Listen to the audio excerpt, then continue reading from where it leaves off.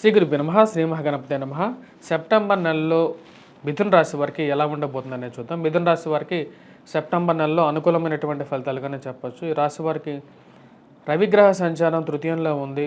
గ్రహస్థితి గమనించినట్లయితే జన్మలగ్నంలో వచ్చేటప్పటికి కుజగ్రహ సంచారం అనేది జరుగుతుంది. అదేవిధంగా ఈ రాశి వారికి బుధగ్రహ సంచారం ధనస్థానంలో నుంచి తృతీయంలోకి, మరి దాని తర్వాత చతుర్థంలోకి మారుతుంది. ఆ చతుర్థంలోకి కన్యా రాశికి వస్తుంది అన్నమాట ఫైనల్గా. ఈ రాశి వారికి వచ్చేటప్పటికి మనం గమనించినట్లయితే శుక్రగ్రహ సంచారం ఏదైతే ఉందో చతుర్థంలో అంటే కన్యలో జరుగుతుందో ఆ కన్య నుంచి వచ్చేటప్పటికి పంచమలకు మారుతున్నది సెప్టెంబర్ 18వ తారీఖున.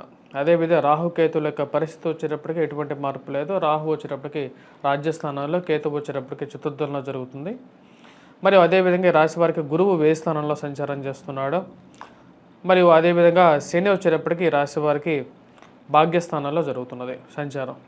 ఇటువంటి గ్రహస్థితి రాబోతున్నటువంటి సెప్టెంబర్ నెల ఎటువంటి ఫలితాలు ఇస్తుందని చూద్దాం. సెప్టెంబర్లో మనం గమనించినట్లయితే రాశి వారికి రవి అనుకూలమైనటువంటి స్థితిలో ఉన్నాడు, తృతీయంలో ఉన్నాడు. ఇది వృత్తిరీత్యా వ్యాపార రీత్యా కూడా అనుకూలంగా ఉంటుంది. ఆగస్టు 16వ తారీఖున రవిగ్రహ సంచారం అనేది స్టార్ట్ అయింది తృతీయంలోకి. సింహరాశిలోకి స్వస్థానంలోకి ఎప్పుడైతే రవిగ్రహ సంచారం జరుగుతుందో అది వృత్తిరీత్యా వ్యాపార రీత్యా కూడా అనుకూలమైనటువంటి ఫలితాలు ఎక్కువగా ఇస్తుంది. ధన సంబంధితమైన విషయాల్లో కానీ లేకపోతే ఉన్నత స్థాయిలో ఉన్నటువంటి స్త్రీ పురుషులతో సత్సంబంధాలు అనేది ఏర్పరచగలుగుతుంది. అంటే పెద్ద స్థాయిలో ఉన్నటువంటి వారితో ఒక మంచి అండర్స్టాండింగ్ని ఇవ్వగలుగుతుంది. మానసిక చింత ఏదైతే ఉంటుందో అది కొంచెం వెంటాడే విధంగా ఉంటుంది. ఎందుకంటే జన్మలగ్నంలో జన్మ రాశిలో ఎప్పుడైతే కుజుడు ఉంటాడో ఆ కుజుడు యొక్క ప్రభావం అనేది రాశి వారి మీద ఉంటుంది. ముఖ్యంగా ఆరోగ్యపరంగా కొన్ని జాగ్రత్తలు అనేవి తీసుకోవాలి మిథున రాశి వారు. అదేవిధంగా ధనక్షయం అంటే ఫైనాన్షియల్గా వచ్చేటప్పటికి కొంచెం ఖర్చు ఎక్కువగా ఉంటుంది. ఖర్చు ఎప్పుడు ఎక్కువగా ఉంటుందంటే కుజుడు ఎప్పుడైతే జన్మరాశిలో సంచారం చేస్తుంటాడో అప్పుడు ఎక్కువగా దాని యొక్క ప్రభావం అనేది ఉంటుంది. కుజుడు యొక్క దృష్టి మనం చూసినట్లయితే అది కొంచెం ప్రభావితంగా కూడా చేసే విధంగా ఉంటుంది. తృతీయాధిపతి మరియు అదేవిధంగా అష్టమ స్థానాన్ని కూడా చూస్తూ ఉంటాడు. జీవిత భాగస్వామి ఆరోగ్య సంబంధితమైన విషయాల్లో కూడా కొన్ని జాగ్రత్తలు తీసుకోవాలి. మరియు అదేవిధంగా ఈ రాశి వారికి ఆరోగ్యపరంగా కూడా కొన్ని చిక్కులనే ఉంటాయి. కానీ ఈ రాశి వారికి బుధుడు అనుకూలమైనటువంటి స్థానంలో ఉన్నప్పుడు ఫైనాన్షియల్ గెయిన్ అనేది ఉంటుంది అన్నమాట. బుధుడు మనకు వచ్చేటప్పటికి ఇందాక చెప్పిన విధంగా గ్రహ సంచార రీత్యా ధనస్థానంలో ఉన్నప్పుడు కూడా ఫైనాన్షియల్ రొటేషన్ అనేది ఉంటుంది. మరి అదేవిధంగా తృతీయంలోకి మారినప్పుడు కూడా కొంచెం అనుకూలమైనటువంటి ఫలితాలు ఇవ్వగలుగుతుంది అన్నమాట. సంతాన సంబంధితమైన విషయాల్లో సెప్టెంబర్ చివరిలో వీరికి బాగా అనుకూలమైనటువంటి ఫలితాలు పొందగలుగుతారు. ఒక శుభవార్త కూడా వినగలుగుతారు. సెప్టెంబర్లో వచ్చినప్పటికీ మొదటి 16 రోజులు చాలా అనుకూలంగా ఉంటుంది. నూతన ఉద్యోగ ప్రయత్న సంబంధితమైన విషయాలు, ఉద్యోగాలు కోల్పోయినటువంటి వారికి కూడా ఉద్యోగం గురించి మీరు చేసేటువంటి ప్రయత్నాల్లో కొంచెం సానుకూలమైనటువంటి ఫలితాలు సెప్టెంబర్ మొదటి 15 రోజుల్లో పొందడం అనేది జరుగుతుంది. విదేశీయాన ప్రయత్న సంబంధితమైన విషయాల్లో కొంచెం అనుకూలత అనేది ఉంటుంది రాశి వారికి.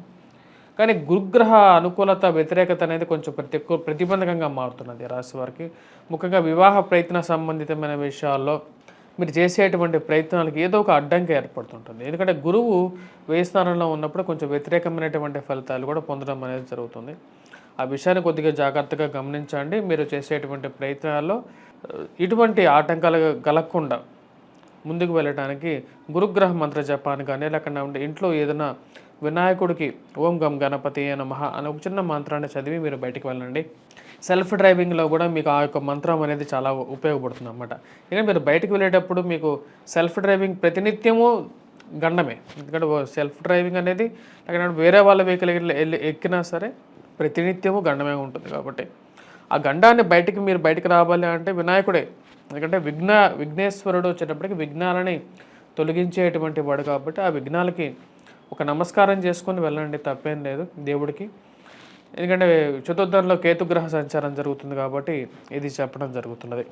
తల్లిగారి ఆరోగ్య సంబంధితమైన విషయాల్లో కొన్ని జాగ్రత్తలు తీసుకోవాలి. చతుర్థంలో వచ్చేటప్పటికి కేతుగ్రహ సంచారం అనేది జరుగుతుంది. స్థిరచరాశుల కొనుగోలు సంబంధితమైన విషయాల్లో సానుకూలమైనటువంటి ఫలితాలు పొందగలుగుతారు. ఈ యొక్క నెలలో మొదటిలో బాగా అనుకూలమైనటువంటి ఫలితాలు పొందగలుగుతారు. మొదటి 15 రోజులు కూడా బాగా అనుకూలిస్తుంది. ముఖ్యంగా పెద్ద పెద్ద డీల్స్ గురించి మీరు చేస్తున్నటువంటి బ్రోకరేజ్ మీడియేటర్స్గా పనిచేస్తున్నటువంటి వారికి కూడా సానుకూలమైనటువంటి ఫలితాలు పొందడం అనేది జరుగుతుంది. ఈ రాశి వారికి నేను ఇచ్చినటువంటి ర్యాంక్ గురించి కూడా చెప్పడం జరిగింది మీకు. మిథున్ రాశి వారికి వచ్చేటప్పటికి నేను ఇచ్చినటువంటి ర్యాంక్ వచ్చేటప్పటికి 6వ ర్యాంక్ ఇవ్వడం జరిగిందనమాట. 6th ర్యాంక్ ఇవ్వడం జరిగింది. 12 రాసుల్లో వచ్చేటప్పటికి 6th ర్యాంక్ ఇవ్వడం జరిగింది. దానికి ముఖ్య కారణం వచ్చేటప్పటికి ఈ యొక్క నెలలో అనుకూలమైనటువంటి గ్రహస్థితి అనేది గోచరిస్తూ ఉన్నది కాబట్టి మనం గమనించినట్లయితే ఇక్కడ బాగా అనుకూలంగా రవి యొక్క అనుకూలత అనేది కొంచెం బెటర్మెంట్గా ఉంది. గత నెలతో పోల్చుకుంటే గత నెలలో కూడా నేను ర్యాంక్ ఇచ్చిన దానికన్నా ఈ నెలలో కొంచెం బెటర్ ర్యాంక్ అనేది ఉంది. దానికి కారణం ఇదన్నమాట. అదేవిధంగా బుధుడు అదేవిధంగా శుక్రగ్రహ సంచారం అనేది కూడా కొంచెం అనుకూలమైనటువంటి ఫలితాలు ఇచ్చే విధంగా ఉంది మిథున రాశి వారికి. మరియు అదేవిధంగా ఈ రాశి వారి పోటీ పరీక్షల కోసం ప్రిపేర్ అవుతున్నటువంటి విద్యార్థులకు ఎలా ఉందని చూద్దాం. విద్యార్థులు ఎవరైతే పోటీ పరీక్షల కోసం ప్రిపేర్ అవుతున్నారో, దూర ప్రాంత విద్య గురించి ప్రయత్నం చేస్తున్నటువంటి వారు, విదేశాన వెళ్ళి చదువుకోవాలనుకున్నటువంటి వారు వీరికి అనుకూలమైనటువంటి ఫలితాలుగా చెప్పవచ్చు. పోటీ పరీక్షల కోసం ప్రిపేర్ అవుతున్నటువంటి వారు గ్రూప్స్ కానీ సివిల్స్ కానీ లేకపోతే ఉంటే వీటి కోసం ప్రిపేర్ అవుతున్నటువంటి వారికి మొదటి 15 రోజుల్లో సానుకూలమైనటువంటి ఫలితాలుగానే చెప్పచ్చు. అదేవిధంగా యూపీఎస్సీ ఎగ్జామ్స్ క్లియర్ చేయాలని చెప్పి ప్రయత్నం చేస్తున్నటువంటి వారికి కూడా అనుకూలమైనటువంటి ఫలితాలుగా చెప్పవచ్చు. మంచి అనుకూలమైనటువంటి స్థానంలో రవిగ్రహ సంచారం, బుధుడు కూడా అనుకూలమైనటువంటి స్థానంలో ఉన్నందువల్ల వీరికి విద్యార్థులకు బాగుంటుంది. రాజకీయ రంగ ప్రముఖులకు వచ్చేటప్పటికి కొంచెం మిశ్రమమైనటువంటి ఫలితంగానే గోచరిస్తుంది. రాజకీయంగా ఎవరైతే కొత్తగా ఎంటర్ అయినటువంటి వారికి వచ్చేటప్పటికి కొత్త అవకాశాలు అయితే స్టార్ట్ అవుతూ ఉంటాయి. కొత్తగా పరిచయాలు ఏర్పడడం, వాటిని అందిపుచ్చుకోవడానికి మీరు చేస్తున్నటువంటి ప్రయత్నాల్లో కొంచెం అనుకూలంగా ఉంటుంది. కానీ రాశి వారికి వచ్చేటప్పటికి ముఖ్యంగా గురుగ్రహ అనుకూలత వ్యతిరేకత అనేది కొంచెం వేధించే విధంగా ఉంది. విద్యార్థులకు కూడా వచ్చేటప్పటికి కొంచెం అనుకూలంగా ఉన్నప్పటికీ కూడా గురుగ్రహ మంత్ర జాపాన్ని కంపల్సరీగా చదవండి. ఎందుకంటే గురువు యొక్క అనుకూలత అనేది కొంచెం డౌన్ఫాల్గా ఉంది వీరికి రాశి వారికి.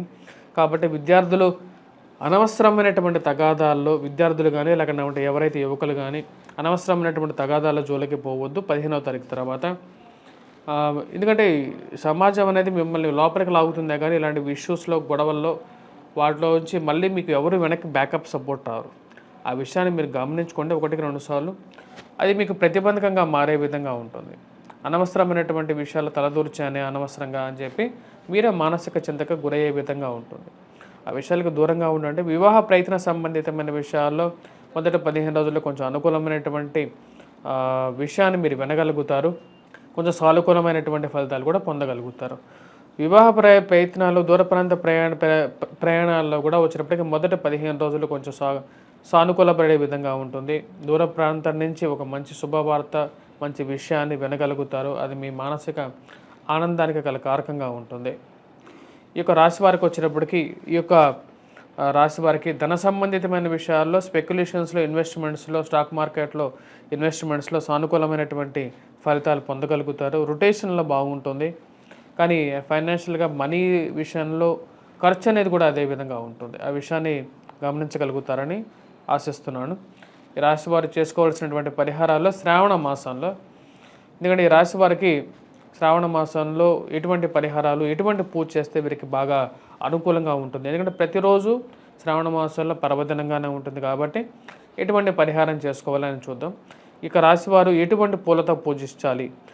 ఈ యొక్క రాశి వారు వచ్చినప్పటికీ చామంతి పూలను ఎక్కువగా వాడినట్లయితే ఎక్కువగా అనుకూలంగా ఉంటుంది. ఎందుకంటే గురుమూలకంగా ఉన్నటువంటి కలర్ అన్నమాట అది. సో చామంతి పూలని, మరి అదేవిధంగా ఈ రాశి వారికి వచ్చేటప్పటికి ఎరుపు రంగు పూలని కలిపి అమ్మవారిని పూజించవచ్చు. అదేవిధంగా వీలైతే విష్ణుక్రాంతి పూలు ఏవైతే ఉంటాయో, లేకుండా ఉంటే నీలవర్ణంలో కలిగినటువంటి పూలు ఏవైతే ఉంటాయో, నీలవర్ణం అంటే లైట్ బ్లాకిష్ కలర్లో ఉండేటువంటి పూలు, శంఖ పుష్పాలు అని కూడా అంటుంటారు వాటిని.